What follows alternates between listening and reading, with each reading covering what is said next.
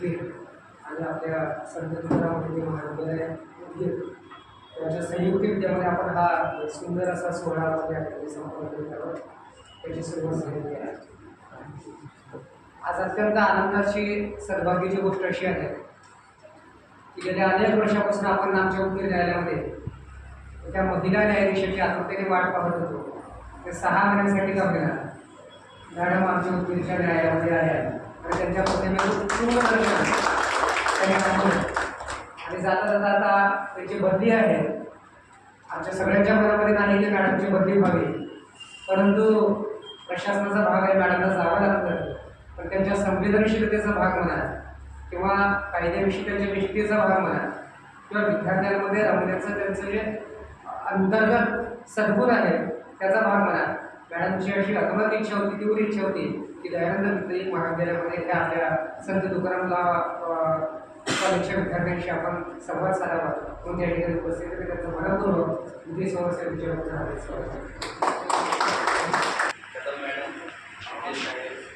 पाटील साहेब, आनंदर sir, Madge sir आणि समोर बसलेले सगळे विद्यार्थी. रात्री माझं नावंदर सरचा आणि पाटील सरांचं डिस्कशन झालं आणि मला असं सांगण्यात आलं की बाबा मेंटेनन्सच्या मुद्द्यावरती काहीतरी तुम्ही मार्गदर्शन करावं. तर म्हणजे आज सगळे महिला आहेत, मॅडम इथं बसून आहेत आणि रिसेंटली जे आपलं ऑपरेशन सिंदूर झालेलं आहे त्याच्यामध्ये सोफिया कुरेशी आणि भूमिका सिंग यांना जर बघितलं तर मला असं वाटत नाही की बाबा महिला जे आहेत आजच्या काळामध्ये म्हणजे त्यांना असल्याही प्रकारे आपण कमी आठवू त्यांचं थोडंसं हे करावं अशी परिस्थिती नाही. आणि याच्यासाठी म्हणजे ऑनेस्टली जर सांगायचं असेल तर महात्मा ज्योतिबा फुले असतील, सावित्रीबाई फुले असतील, फातिमा शेख असतील त्यांच्यासोबत असलेले, त्याच्यानंतर राष्ट्रीय शाहू महाराज असतील, त्याच्यानंतर डॉक्टर बाबासाहेब आंबेडकरनी संविधानामध्ये ते फंडामेंटल राईट्सच्या अनुषंगाने जे काही तरतुदी केलेल्या आहेत त्याच्यामध्ये आज महिला आणि पुरुष याच्यामध्ये माझं असं मत आहे बाबा कसल्याही प्रकारचा भेदभाव किंवा उचनीच नाही. आणि काही ठिकाणी जर बघितलं तर आपण महिला हे पुरुषापेक्षा पुढे गेलेले आहेत. आणि आपल्यासमोर म्हणजे प्रमाणिकपणे मी सांगू इच्छितो नावंदर सर आणि गुरुनाथ पाटील साहेबांना जर बघितलं तर ह्यांच्याकडून आदर्श घ्यावा. मॅडम नावंदर मॅडमला LLBला ॲडमिशन घ्यायला होता, LLM केले आणि आपल्याच कॉलेजमध्ये प्राध्यापक म्हणून आहेत. आणि गुरुनाथ पाटील साहेबांची मिसेस जे आहे मॅडम त्यांचं परवा फायनलचा एक्झाम दिलेला आहे. आणि ऑनेस्टली सांगतो म्हणजे मी बघितलं त्यांच्यामध्ये पोटेन्शियल आहे. आणि गुरुनाथ पाटील सर जर त्यांना सपोर्ट केले तर येणाऱ्या काळामध्ये मॅडम अवश्य MFC म्हणून कमीत कमी त्यांची अपॉइंटमेंट होईल किंवा सिलेक्शन होईल मला असं वाटतं. कारण मी बघितलेलं आहे त्यांच्यामध्ये थोडा पोटेन्शियल आहे. आता टॉपिककडे येतो. सेक्शन 125 ते 128 CRPC नाव त्याच्यामध्ये चेंज झालेलं आहे. भारतीय नागरिक सुरक्षा संहिता म्हणून CRPCला बदल करण्यात आलेला आहे. जुना जे सेक्शन 125 ते 128 होता नाव तो 144 ते 149 मध्ये कन्वर्ट झालेला आहे. सेक्शन 125 जे होत आहे मेंटेनन्सच्या संदर्भात त्याच्यामध्ये लिमिटेड स्कोप होता. फक्त 3 लोकांना मेंटेनन्स मागण्याचा किंवा घेण्याचा अधिकार होता. त्याच्यामध्ये wife, minor children and old age parents unable to maintain themselves. तर हे जे तरतुदी होते ते कुठं थोडंसं कमी पडत होते. म्हणून लेजिस्लेचर्सनी 2005 मध्ये protection of women from domestic violence act नावाचा कायदा अस्तित्वात आणला. आणि त्या कायद्यामध्ये वेगवेगळ्या प्रकारचे रिलीफ्स हे महिलांना देण्यात आलेले आहेत. Protection of women from domestic violence ॲक्टमध्ये जे क्रायटेरिया आहे ते लिमिटेड न ठेवता लेजिस्लेचर्सनी त्याला ब्रॉड सेन्समध्ये घेतलेला आहे.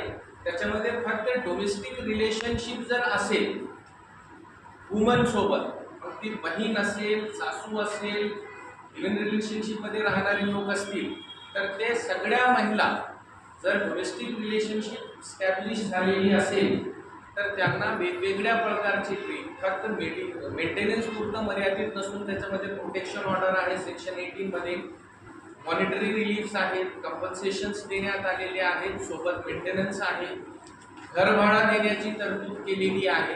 तर अशा प्रकारे वेगवेगळ्या प्रकारचे तरतुदी महिलांना बेटर अपलिफ्ट करण्यासाठी त्यांचे जे सोशल स्टॅटस आहे किंवा फायनान्शियल स्टॅटस आहे ते अपलिफ्ट करण्यासाठी वेगवेगळ्या प्रकारचे तरतुदी करून ठेवण्यात आलेले आहेत.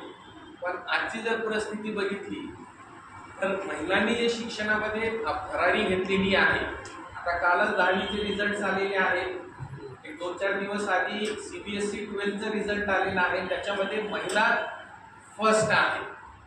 तर शिक्षणचा जर आपण आजच्या परिस्थितीमध्ये मागचा एक 5-10 वर्षाचा जर आपण अभ्यास केला तर त्याच्यामध्ये महिला हे कितीतरी पटीनं पुरुषांपेक्षा आघाडीवरती आहेत. म्हणून माझी एक अशी सगळ्यांना रिक्वेस्ट आहे की बाबा मुराद पाटील सर आणि नावंदर सरनी जसा आपल्या लाईफ पार्टनरला सपोर्ट केलेला आहे तसा आपण ॲज अ फादर म्हणून, ॲज अ हजबंड म्हणून किंवा ॲज अ ब्रदर म्हणून आपल्या पत्नीला, आपल्या बहिणीला जर शिक्षणासाठी आपण त्यांना प्रोत्साहन दिला तर ते भविष्यामध्ये काही ना काही उच्च पद किंवा एक चांगल्या पदावरती जातील आणि समाजामध्ये आणि देशाच्या विकासामध्ये त्यांचं कुठं ना कुठं कॉन्ट्रीब्युशन होऊ शकतो, असू शकते. ह्याच्यासाठी म्हणून सगळ्यांनी शिक्षणासाठी म्हणून व्यवस्थितरित्या अभ्यास करावा आणि फक्त डिग्रीसाठी अभ्यास न करता प्रॅक्टिकल नॉलेज घ्यावा. वेळ झालेली आहे म्हणजे जास्त बोलता येत नाही, आर्ग्युमेंट लेक्चर घेता येत, भाषण देता येत नाही. मी नेहमी सांगतो ही बाब, लेक्चर असेल तर 5-5 तास घेऊ शकतो, त्याच्याबद्दल भाषण करता येत नाही. म्हणजे संयोजकांचे हार्दिक म्हणजे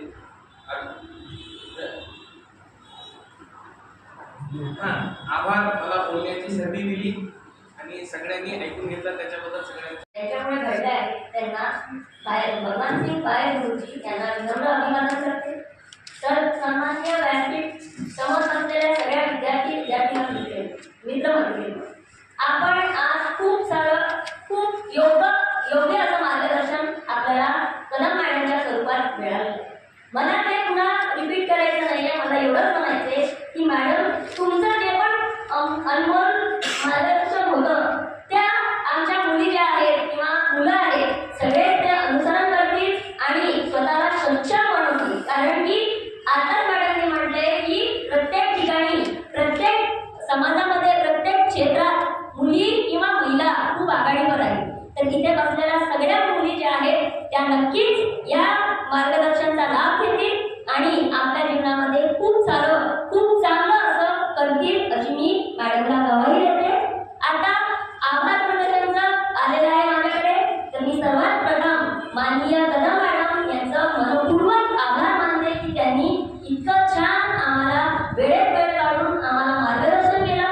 तसंच इथे उपस्थित झेंडे सर आहेत, त्यांनी पण आपला अमूल्य वेळ काढून आमच्या कॉलेजला भेट दिली, त्यांचेही मी आभार मानते. तसंच व्यासपीठावर उपस्थित Patil sir, Jahagirdar sir, Shinde sir, Kamble sir, Madge sir, Bhale sir आणि संभाजी मामा, लक्ष्मीकांत डोईवडे यांचे सर्वांचे, तसेच शांतपूर्वक ऐकणारे आणि त्या मार्गदर्शनमधून काही तर लाभ निश्चितपणे घेणारे विद्यार्थी आणि विद्यार्थिनींनो यांचं